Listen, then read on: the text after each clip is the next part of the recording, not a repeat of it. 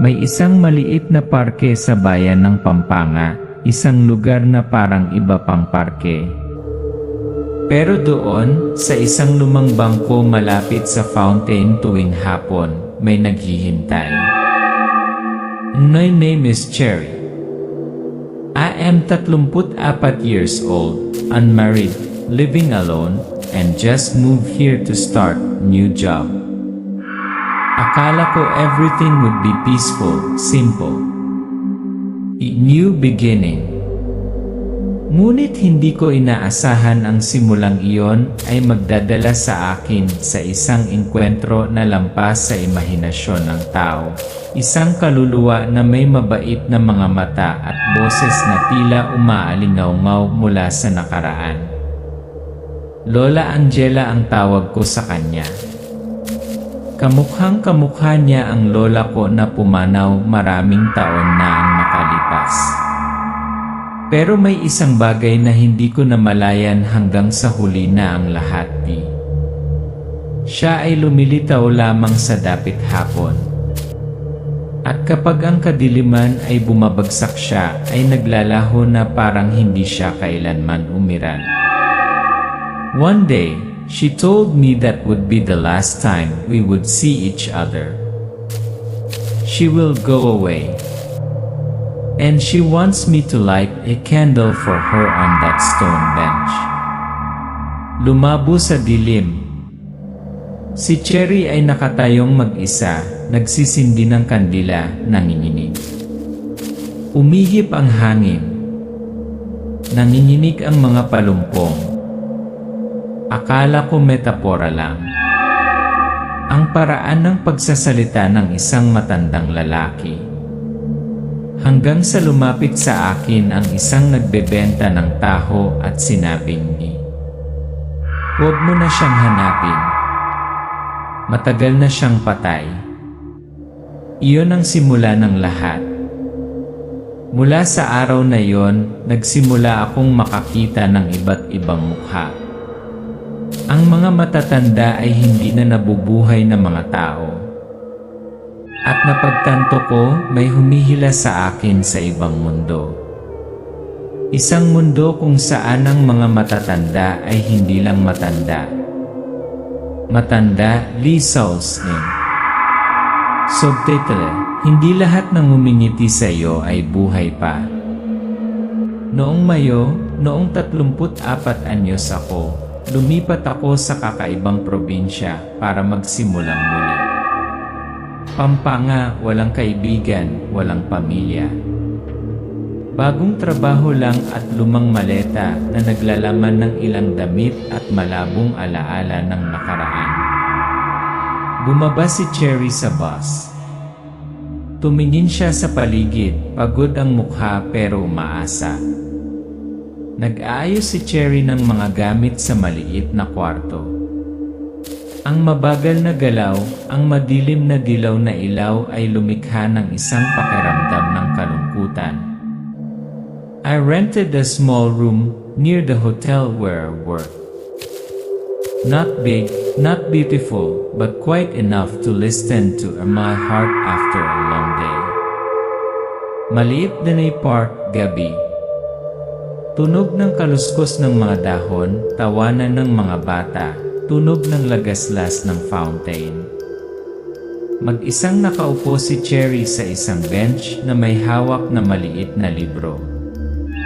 Nakatuklas ako ng maliit na parke malapit sa bahay ko. Tuwing hapon pagkatapos ng trabaho, pumupunta ako rito.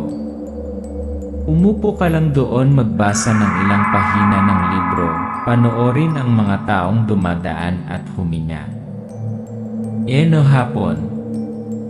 Umupo ulit si Cherry para magbasa. Sa sandaling ito, isang matandang babae ang lumitaw sa di kalayuan, nakasuot ng isang lumang kamiseta na may mahabang manggas, isang sombrero, salamin sa pagbabasa, at isang bag ng tela sa kanyang kamay. "Hello lady," mahinahon ang boses, pause. "Anak, anong binabasa mo riyan?" "Ano ang binabasa mo?" Tumingala si Cherry, medyo nagulat pero nakangiti. Cherry. Pocketbook lang po, Lola. Pampalipas oras. Ang mukha niya nabulunan ako. Katulad ito ng yumaong lola ko hanggang sa mga kulubot sa gilid ng mga mata niya. Lola Angela nakangiti. Ako pala si Angela. Dati akong nurse noong panahon ng giyera. Matagal na yon. Ang kanyang pangalan ay Angela.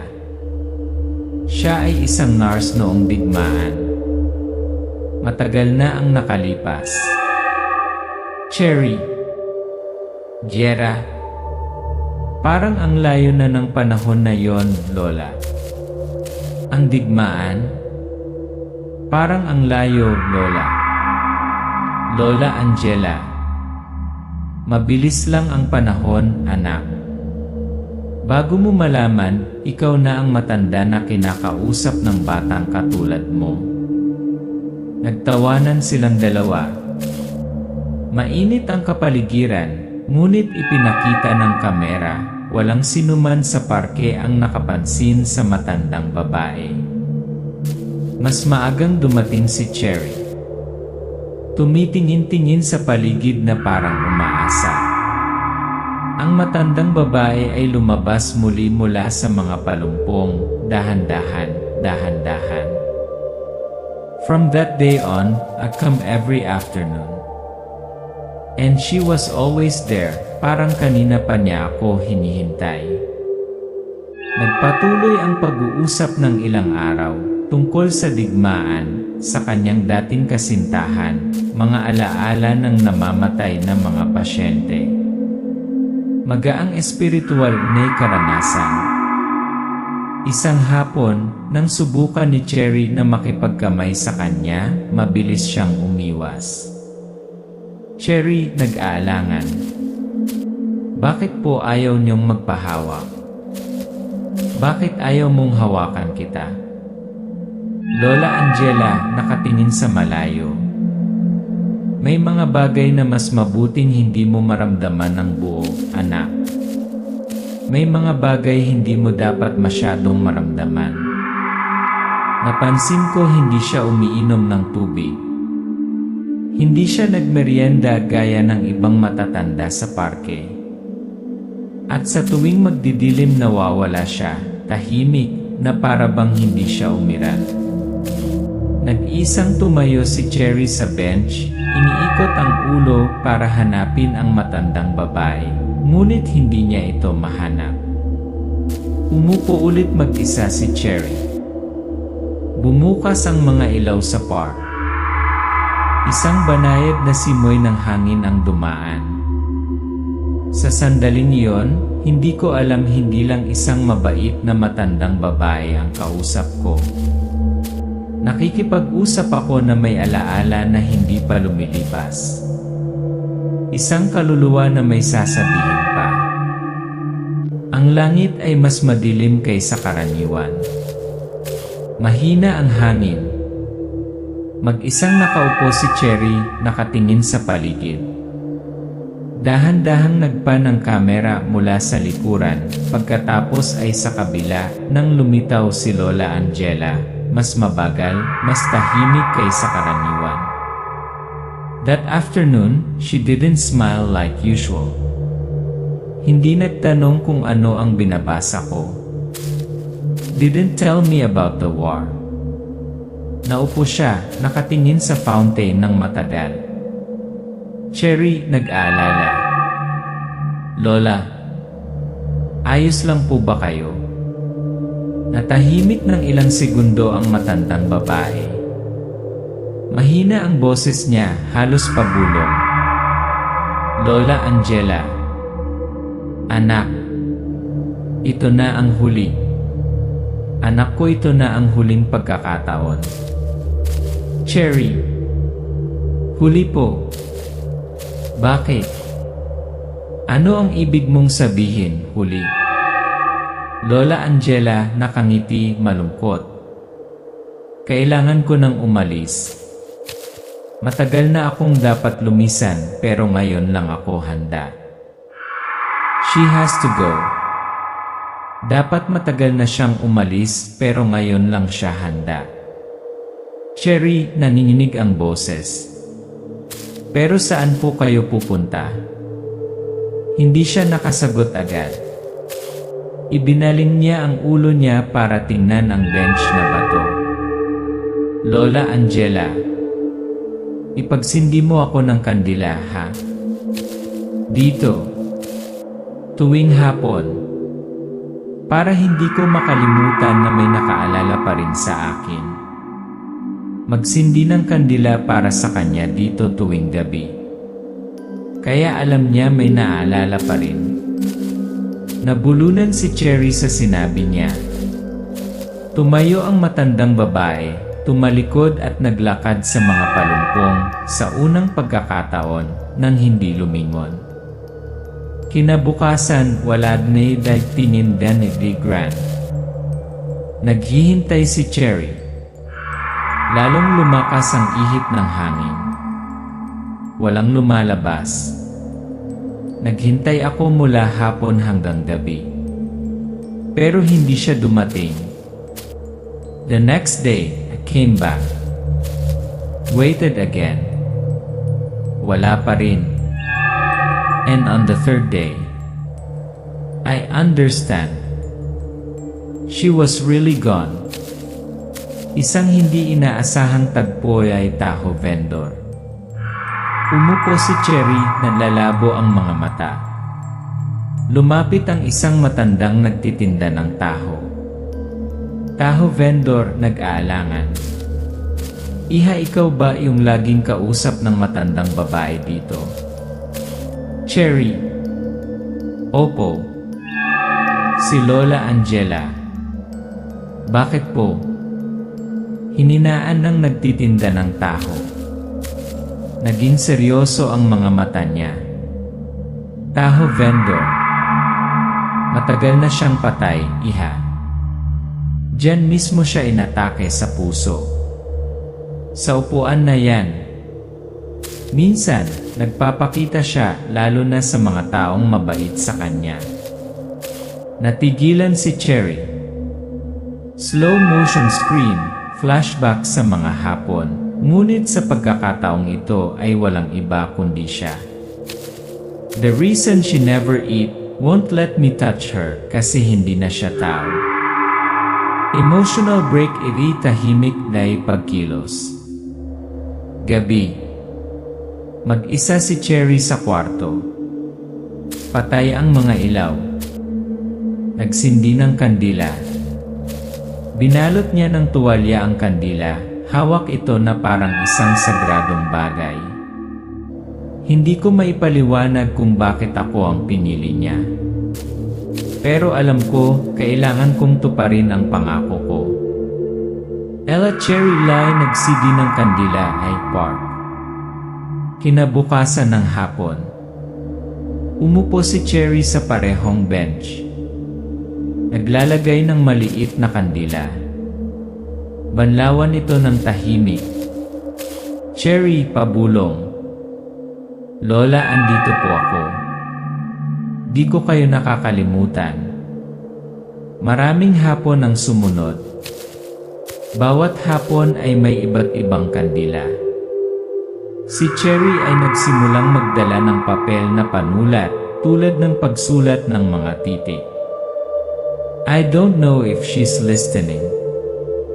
But I keep writing, telling, every day, as if somewhere she's still sitting there, smiling, listening. Si Cherry ay nagsimulang magkaroon ng mga senyales ng insomnia, hindi malinaw na mga panaginip. Ang anino ng matandang babae ay kumikislap sa mga salamin, mga bintana, mga bangko. Sabi nila, delikado ang pakikipag-ugnayan sa mga patay. Pero ang mas delikado ay kapag ayaw bumitaw ng puso. Isang maulan na hapon. Nasa parke pa rin si Cherry, nakapayong, nakasindi pa rin ang kandila sa maliit na garapon. Ang kandila ay kumikislap. Ang hangin ay umuungol. Isang puting anino ang dumaan sa likuran niya, malabo. Hindi ko alam kung tinutupad ko ang pangako ko o bubuksan ko ang pinto para may babalikan. Umupo si Cherry para isulat ang naalala niya kay Lola Angela. Mabilis na binuklat ang isang makapal na notebook. Ang dilaw na liwanag, ang tunog ng ulan na pumapatak sa labas ng bintana. Akala ko ako lang ang nakaranas ng kakaibang bagay na yon hanggang sa nakinig na ako sa mga kwento ng ibang tao. Noong 9 na pula, may isang matandang babae sa baryo ko na ang pangalan ay Tandang Opoy. Mukha siyang napakaamo, parang lola ng bawat bata. Pero lahat nagbubulungan, isa siyang aswang. Si Little Jemmy, ang apo ng isang opisyal, ay naglalaro mag-isa malapit sa kanal. Biglang nawala. Sabi ni Melgar. Nawala si Tandang Opo noong araw ding nawala ang maliit na si Jemmy. Ang kanyang bahay ay giniba, ang bakuran ay natatakpan ng mga spike na bakal. Walang nangahas na banggitin ito muli. Ang anino ng matandang babae ay kumikislap sa mga palumpong ng saging.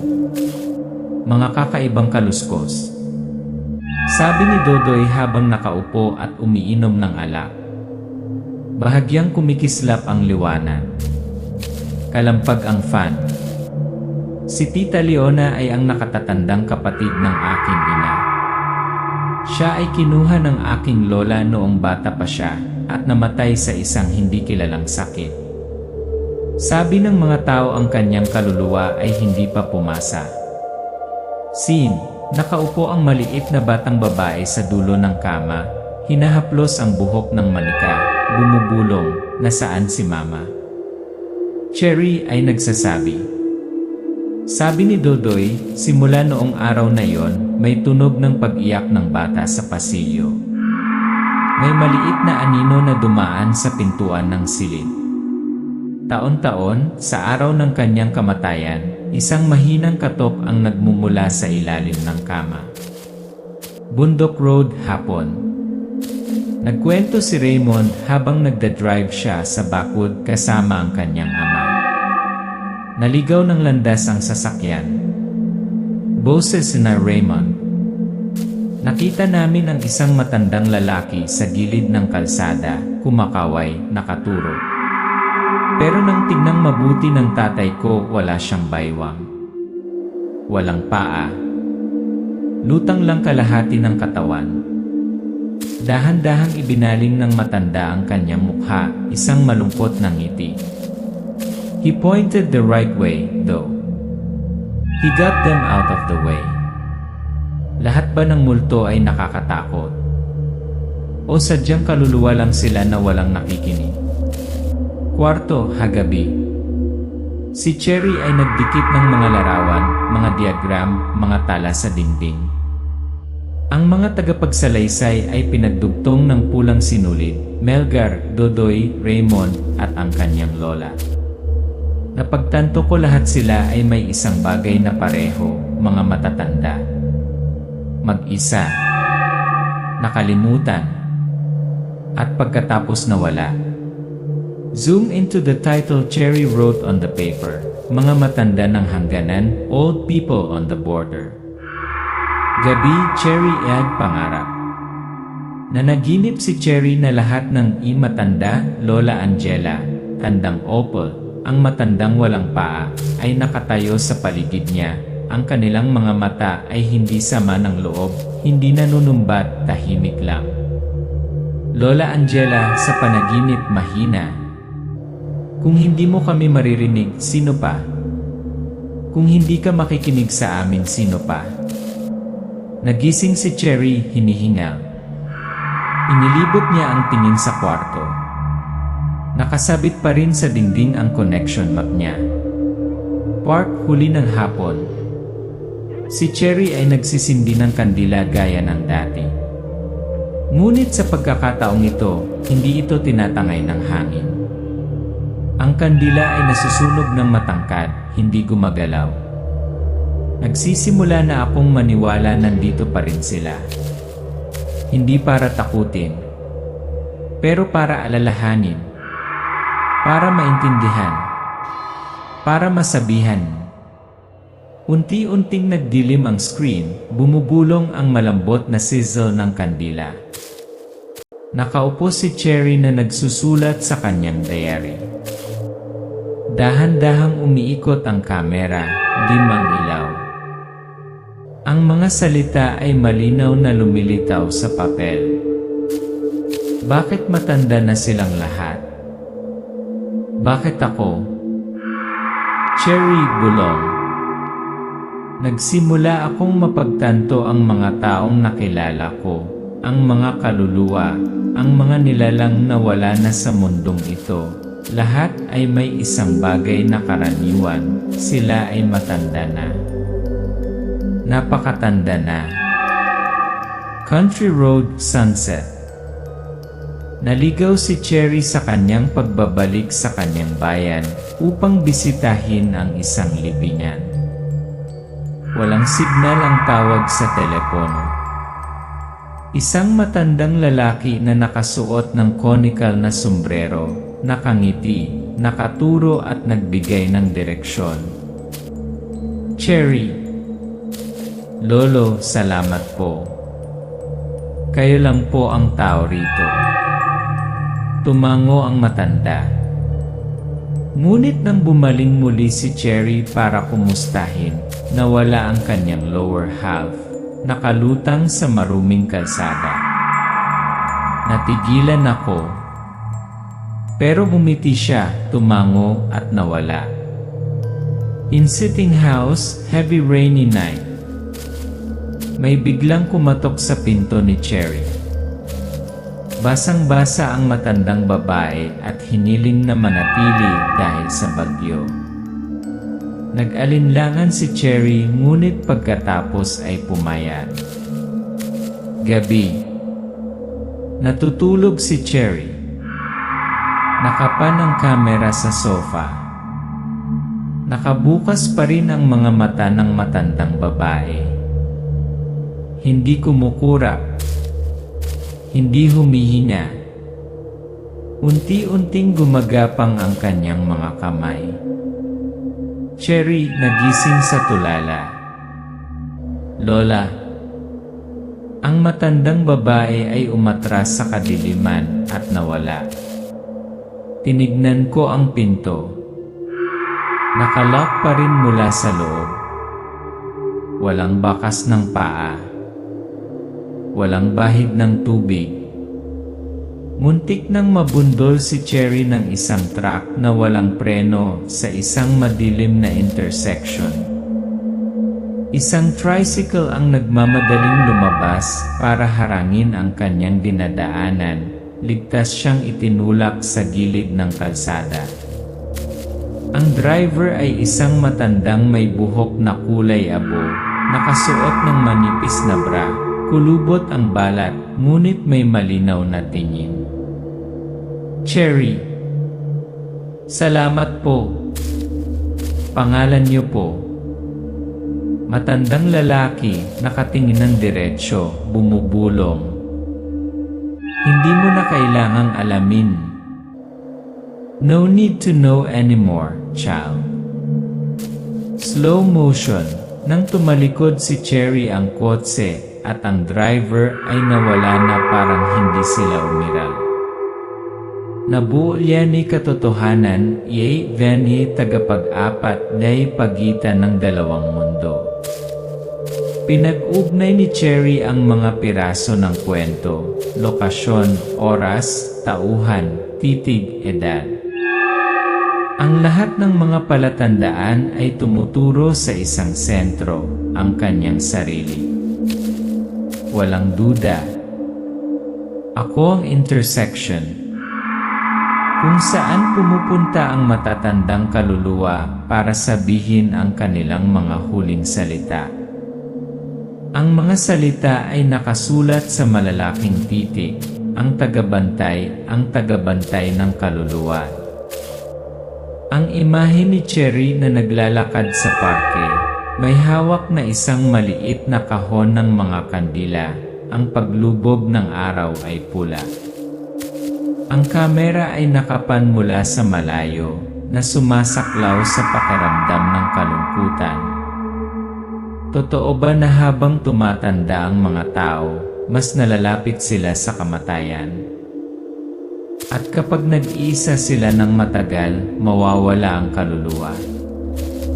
Hindi maabot ang dapat puntahan.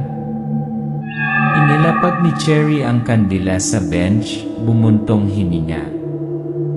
Isang munting usok ang dumaan sa kanyang balikat, parang may nakaupo lang. Umupuilit si Cherry. Ang paligid ay nagsimulang magbago ng bahagya, isang maputlang lilang liwanag, tulad ng isang manipis na ambon. Bantayan mo kami, anak, hanggat may liwanag. Umupo si Cherry sa pamilyar na bench na bato.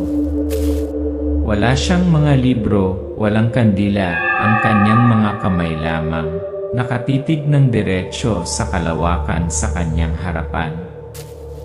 Akala ko tapos na. Pero isang araw na panaginipan ko silang lahat, si Lola Angela, ang matandang lumulutang, ang matandang babae sa maulan na gabi, lahat ay nakatayo sa isang hilera, tahimik. At sa dulo ng hanay ay isang taong hindi ko pa nakikita noon. Lumakas ang hangin. Ang imahe ay kumupas, nauwi sa isang panaginip. Isang matanda, mapuot na mukha, kalahating sunog, ang kalahati ay malabo. Ang tingin iyon ay hindi humingi ng tawad at hindi rin humingi ng kapayapaan. Tumingin ito sa akin na para bang ako ang huling taong nakakita nito. Glen na huling signal, tanggapin Glen di espiritual na itawag. Internal scene, boarding room, hating gabi. Nagising si Cherry. Umihip ang hangin sa bintana kahit nakasara ito. Ang kandila ay natutunaw ng mag-isa, walang nagsisindi nito. Sa baso, lumilitaw ang mga salita sa singaw. Isang huling kwento. Isang huling kwento. Inabayad din lumang bahay, Tessie. Sinusundan ni Cherry ang kanyang intuwisyon sa isang lumang bahay sa tabi ng kagubatan, isang lugar na hindi pinangalanan sa mapa. Ang bahay ay sira-sira, ngunit ang pinto ay bukas. Pumasok siya. Malamig ang hangin. Ang mga itim at puting larawan ay nahuhulog sa dingding. Sa mesa ay isang lumang larawan, isang matandang babae, ngunit naka-cross out ang kanyang mukha. Hindi ko alam ang pangalan mo. Ang alam ko lang ito ang huling lugar. Ang huling kaluluwa. At may isang bagay hindi napatawad. Bahay kadiliman. Nagsindi ng kandila si Cherry sa gitna ng kwarto. Isang matandang figura ang lumabas mula sa dingding, nakayuko, nanginginig, ngunit kapag itinaas niya ang kanyang mukha, ang kanyang mga mata ay puno ng galit. Eliso, pause. Tin mo ba lahat ng matanda ay mabait? May mga sugat na ayaw gumaling. Sa tingin mo ba lahat ng matatanda ay mabuti? May mga sugat na hindi naghihilom. Cherry, tense. Hindi ko alam kung ikaw ang biktima o ang may kasalanan. Ang alam ko lang ang mga matang iyon ay uhaw sa dugo. Pero hindi laman at dugo, kundi pagkilala. Isinalaysay ng matandang babae ang tungkol sa pagtanggi ng kanyang pamilya, maling akusasyon bilang isang mangkukulam, sinunog ng buhay. Ang hindi makatarungang kamatayan ay ginagawang isang mapaghiganti na nilalang ang kaluluwa. Kaluluwa. Wala nang makakaalala. Pero kung hindi mo ako tatanggapin, ikaw ang susunod. Walang makakaalala sa akin. Kung hindi mo ako tatanggapin, ikaw na ang susunod. Cherry. Kung tunay kang tao noon, baka may rason ka. Pero kung mananatili kang halimaw, wala akong maibibigay. Katahimikan. Pag-igting. Patuloy na kumikislap ang kandila. Bahagyang umuuga ang silid. Ipinatong ni Cherry ang kanyang kamay sa portrait. Napapikit siya. Cherry, pabulong. Kung kailangan mo lang ng isang saksi, then I am ready. Napatay ang kandila. Huminto ang hangin. Nawala ang espiritu ng walang tunog. Part na susunod din hapon. Umupo si Cherry sa usual bench niya. Isang batang babae ang tumakbo, kumakaway sa kanya. Umihip ang hangin. Dahan-dahang nahulog ang mga dahon. Umiti siya ng bahagya, walang sinasabi. Hindi ko na sila nakikita. Pero alam ko nandoon pa rin sila sa isang lugar. Naghihintay na may makikinig. At sa tuwing lumulubog ang araw, lumilingon pa rin ako sa paligid. Para makasigurado hindi ako nakaupo mag-isa. Ang parke ay isang maapoy na pulang paglubog ng araw. Isang malabong puting anino ang kumikislap sa likod ng mga puno, pagkatapos ay nawala. Maraming salamat, anak. Maraming salamat, anak.